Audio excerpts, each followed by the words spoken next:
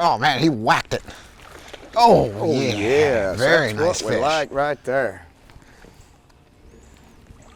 Now he eat that swim bait up now. Yeah, nice fish. Oh yeah. Man, that's why we come bass fishing in the spring. That's why we come bass fishing. Look how he got it. He come.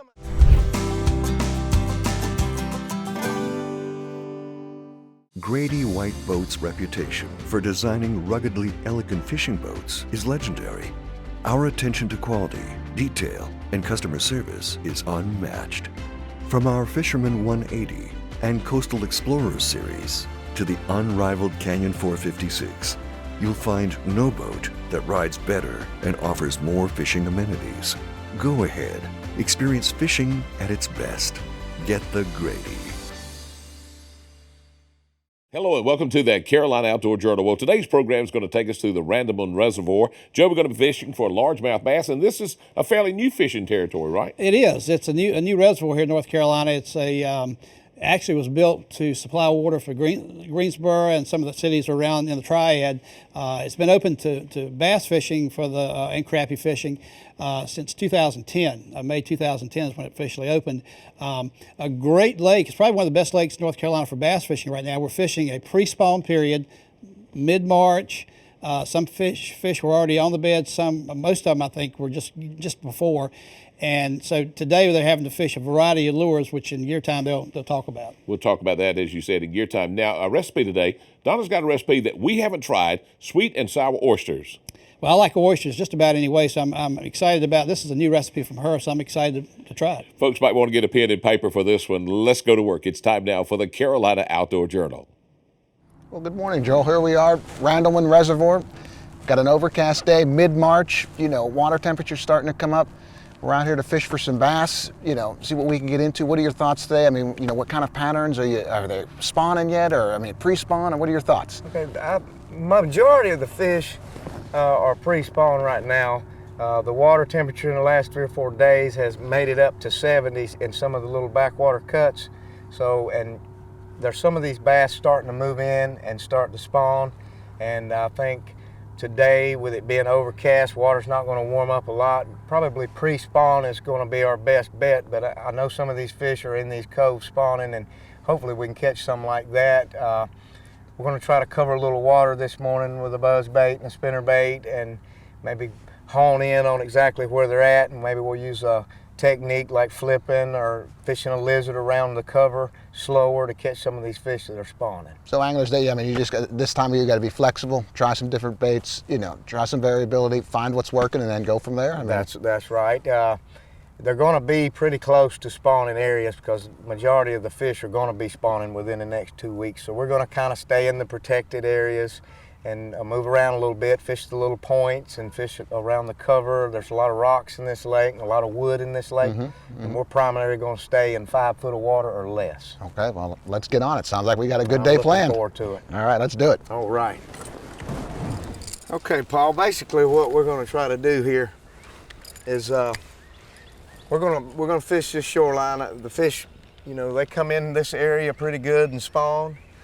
And we're going to, since we got early morning and low light, we're going to cover a little water and see how aggressive fish are going to be today. I feel like with a cloud cover, maybe they'll chase some baits. So I'll get you to fish that little minnow plug on the surface, and I'm going to throw this little buzz bait here, which is actually a little different than most buzz baits. It's kind of like these new umbrella rigs we have now, and we'll see what the bass think about these. All right, and you have me with this traditional jerkbait, which I've used a lot, but that technique you're showing me working it more as a topwater in this type of water seems pretty appealing. I've not tried it that way. Is that something you do often, or?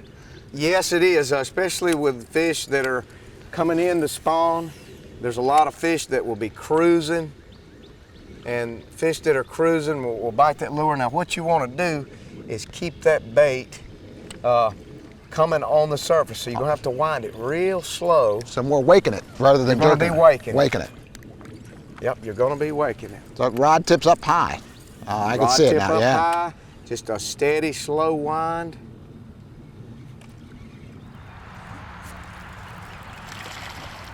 Like a good Lots fish. of this size fish in this lake. Oh yeah.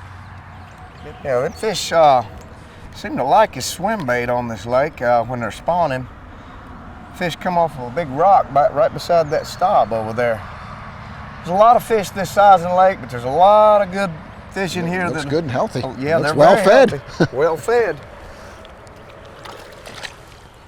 You called can't that one. hardly make them do that more than once. See if you can get one, Paul. I'm telling you right. That could be the male.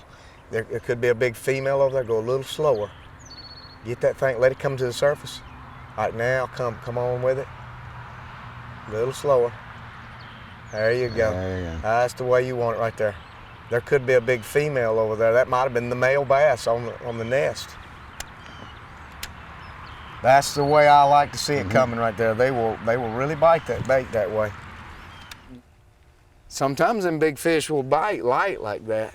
I don't think I've Especially ever got when the they're hook in. spawning. He got it that time, or did he? He got No. away. That's a spawning fish. I never felt it. See if he'll bite it again. That is neat. Maybe he'll bite something laying there on the bottom, but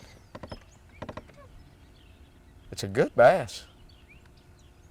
Surely he won't do it 3 times in a row. You want to see if he bites a lizard. Let's see if he bites this lizard. And like I said, maybe I said it because out of him coming up, I never really felt him. You know what happens a lot of times when they're spawning like that? They're not trying to eat it, they're trying to run it away, and you'll just miss them a lot. But maybe this won't run away from him here, this lizard. He's got it. Oh, he's got it.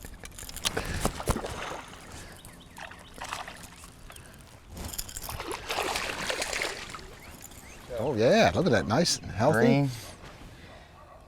All right, got him on the Let's lizard. put him in the live well. That won't hurt him. Oh, we'll catch bigger ones than this. All right, if you're confident. serious. I'll keep one. We're I fishing need a all couple. day. Yeah. I promise you, All don't right. worry about that.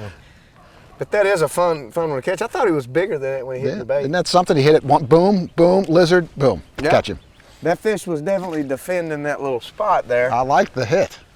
That was cool. Got him Oh, that got it time. right on that stick. Yeah, Oh, that's a good nice one. bass. See how we get in the wind and we just get a bite called immediately. it. The wind, sticks, point. You want me to lip him for you? Let's see where he is. He's coming up. Oh, he's a healthy one. Oh, yeah. Getting bigger. Yeah, they're getting bigger. That's a white one. He's got some marks on him like he's been digging. Is that what that's from on the side there? You know, he's got one on the other side too. They say them birds do that to him, them big birds. You can take him off. Oh, the bird's picking at him? Yeah, a bird. Them big birds will get him. Look, he's got another one on the other side. Just grab him. Good job, Paul. Yeah, man. You called it. Let's see if we can do that some more. That hit the water. Bang. Yeah, It son, it hit soon the as water. it hit the water. All right. There he got goes. Oh, yeah, fish another here. good one. All right. Spunky. On the spinnerbait in the wind. All right, he got that good. He did. A lot of little fish in here. They're spawning good. And I believe that's probably one of the ones they stocked. They seem to be running between a pound and 2 pounds. The ones they stocked, and then a lot of the fish that was already in the lake. Some big ones. And how long has that fish been in here, though? I mean, stocked what? Year, 2 years? Yeah, you know what? The ones that are stocked probably in the 3 pound range by now, because they've been stocked for 5.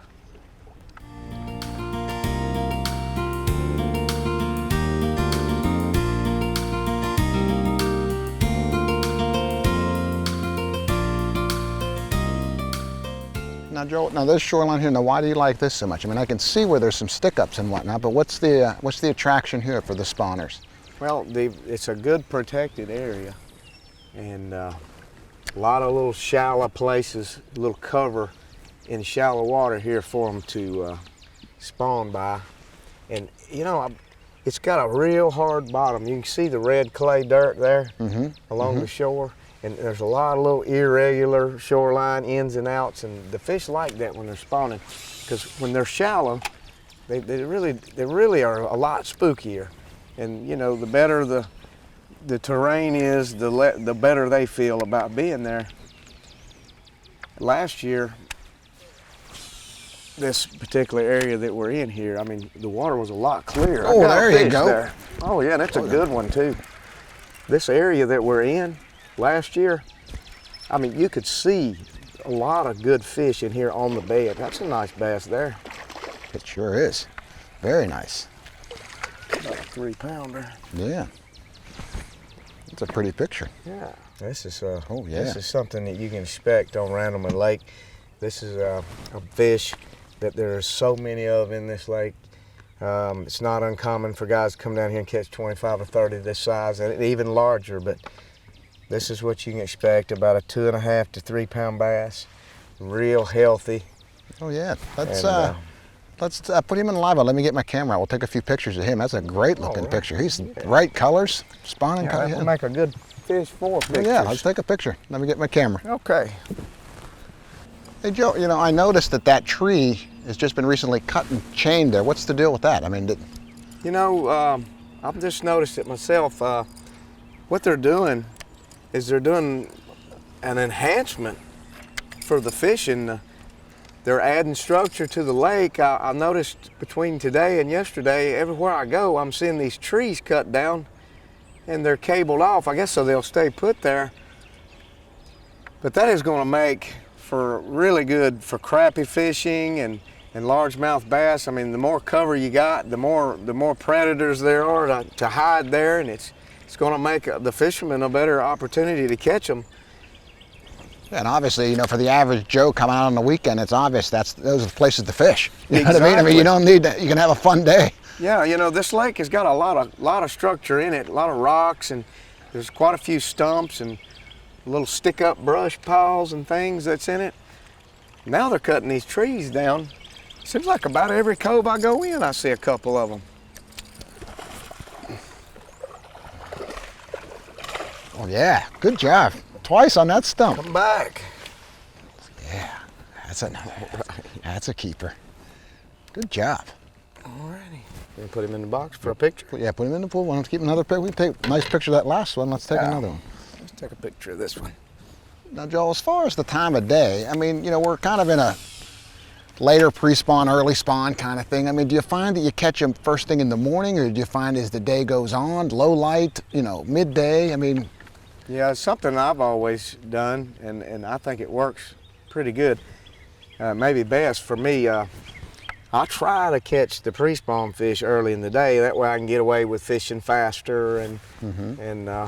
But it seems like when the sun gets up during the day, them bass that are in there in them coves spawning, it seems like to me they get easier to catch the later in the day it gets, because, you know, they're getting bombarded by these bluegill trying to get the eggs off their nest. And bluegill, you know, they're dormant at night. So in the day, the longer they get messed with by them bluegill, the bass can just get ill. And it seems like to me they're easier to catch later in the day. And the brighter the sun gets, the more aggressive them bluegill get. So a cloudy day is really not a good day to be catching fish off the bed. They're a little harder because the bluegill are not as active on a cloudy day. so you got to make sure you know whether to target the pre-spawners or the actual spawners based on a lot of different things, Exactly. like you're saying. That's right. Yeah, that's exactly right. Oh man, he whacked it. Oh, yeah, yeah. very That's nice what we fish. like right there. Now he eat that swim bait up Man. now. Yeah, nice fish. Oh yeah. Man, that's why we come bass fishing in the spring. That's why we come bass fishing. Look how he got it. He come out of there and meant business on it. There's something about being on this side. I don't to know get a what bite. it is, but that certainly did the trick. Woo! That's a little deputy sheriff there. What do you think? That's a 5? Pushing 5. Picture? Yeah, oh, I'd like a picture of that one. All right. Man, that's all right. Nice fish. Now he come out of there and showed his tail. That was neat. Yeah, that was a very Goodness. nice fish. Whew-wee. Can we take a break after catching fish like that? Yes. Joe likes it on Randleman with the sun out. He just likes it better. He said the fishing's better, generally speaking. And we talked to somebody at the end of the day that fished the day before, and it was really good. A lot of nice fish in that lake, and you can see our last fish of the day was right at 5 pounds. But all our fish were good fish. But Joe has fished all over the country. He's probably one of the better bass fishermen in North Carolina. He's competed in a number of FLW tournaments and been successful. And he guides now throughout the Triad. And if you like to bass fish, give him a call. Well, let's go find out maybe some of his tips. Let's go to Gear Time.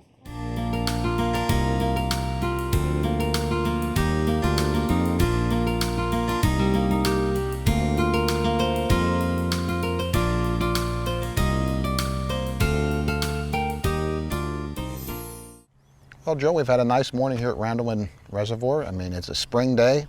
We had great weather yesterday, 80-degree temperatures. Thunderstorms move in, water cools off, gets a little bit murky. Typical springtime stuff.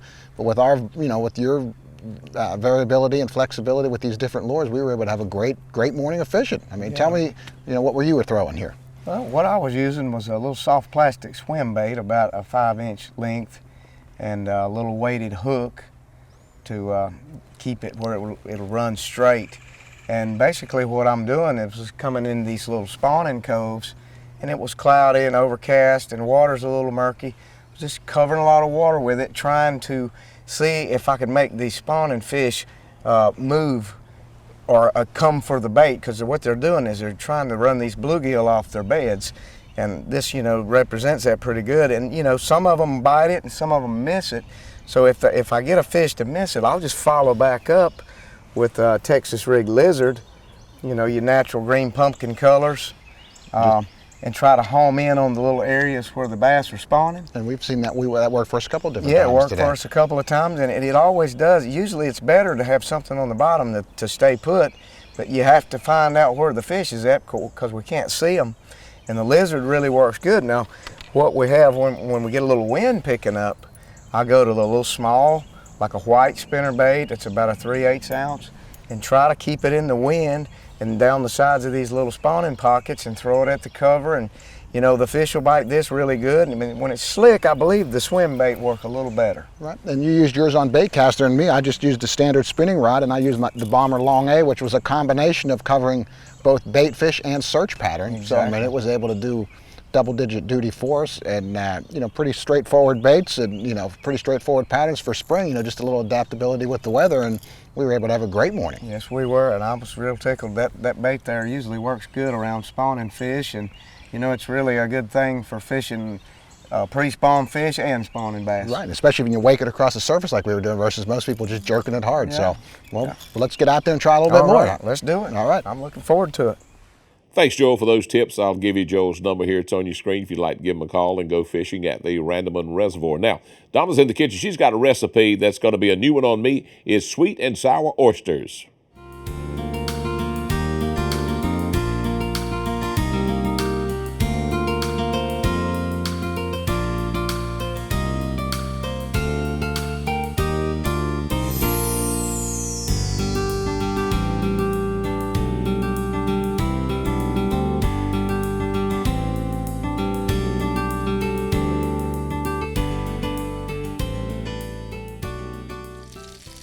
Today we're making sweet and sour oysters in the kitchen.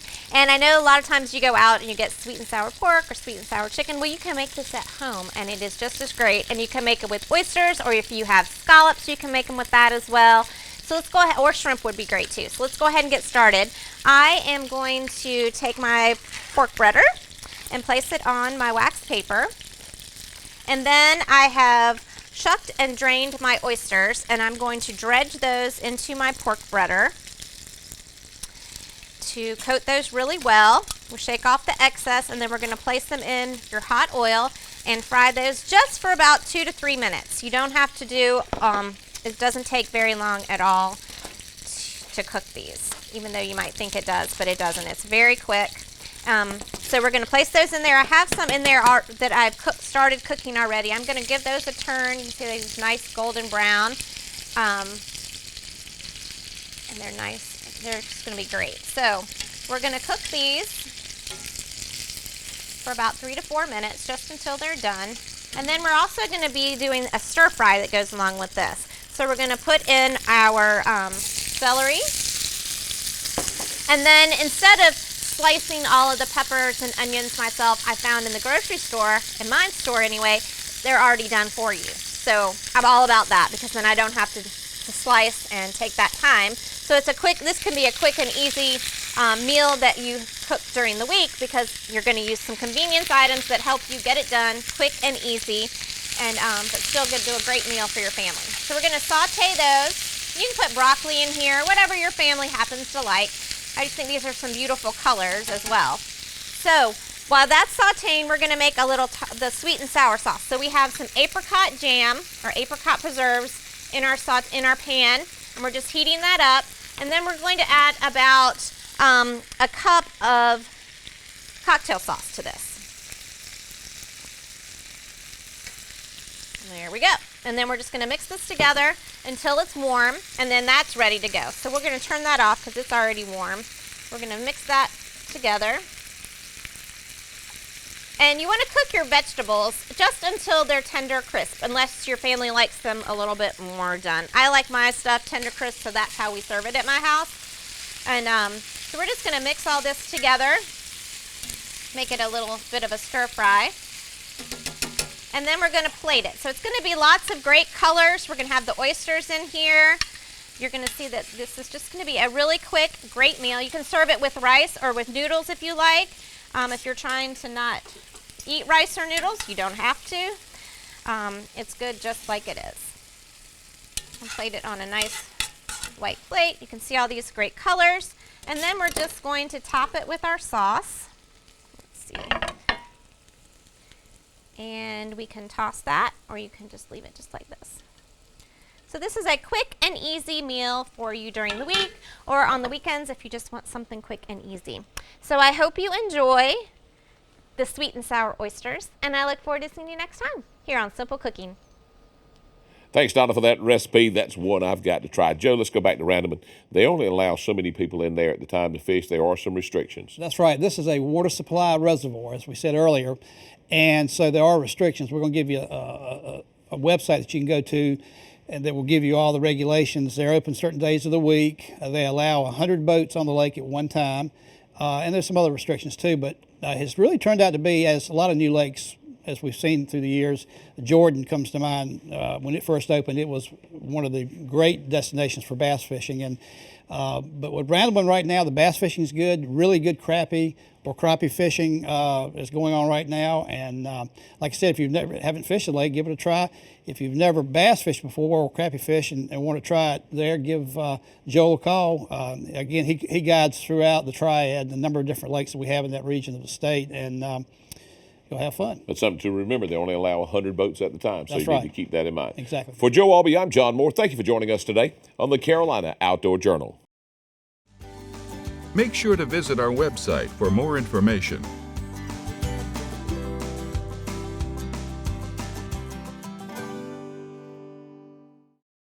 Grady White boats are known for uncompromising quality through exceptional attention to detail. On every model, from 18 to 45 feet, we incorporate exclusive features and quality components that you won't find on any other boat brands. Our exclusive CV2 hull design is ranked highest in every third-party survey done in the marine industry. So every day on the water will be a great day, no matter the conditions. Ask any Grady White owner and they'll tell you, get the Grady.